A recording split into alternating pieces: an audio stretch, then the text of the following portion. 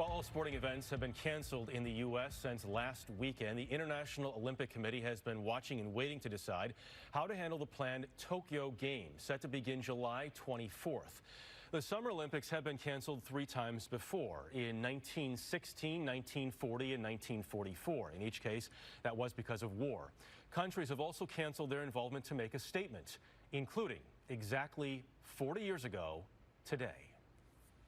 Some say that Soviet forces now are in complete control of all major towns and highways. It was the Soviet Union's first land grab since the end of World War II, and reaction was swift. Inside Afghanistan, rebels went to war against 100,000 Soviet soldiers. Outside, diplomats and dissidents began their own battle. I've sent a message today to the United States Olympic Committee. On January 20th, 1980, President Jimmy Carter made his position clear.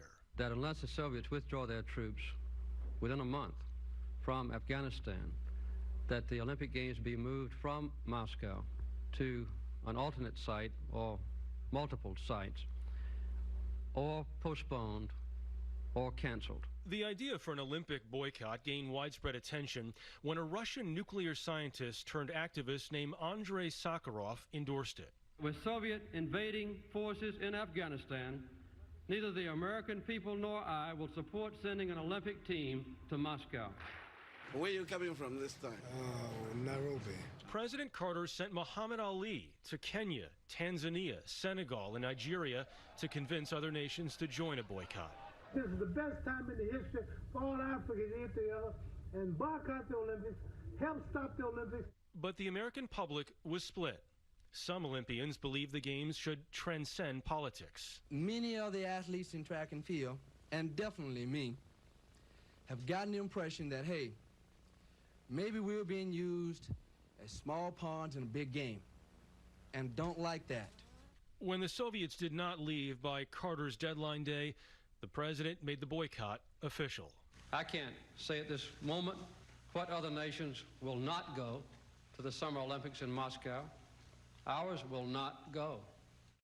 It was joined by 65 other countries, including China, Iran, Israel, and West Germany, though 80 other nations competed in Moscow, including Britain, Spain, Italy, and France. The Soviets staged a counter-protest in 1984, sitting out the Olympic Games in Los Angeles. All the while, the war in Afghanistan raged on. Russians didn't leave until 1989. A disastrous 9-year effort that left up to 2 million dead and many more displaced. So now U.S. Swimming has basically said they'd like to see the Games postponed at this point. Right. But right now, America's Olympic governing body is saying, hold on, yeah. We'll just wait and see what happens. So the swimming governing body sent a letter, and basically said we'd like to postpone. But what the overall Olympic Committee is saying right now is we need to watch things because there are athletes.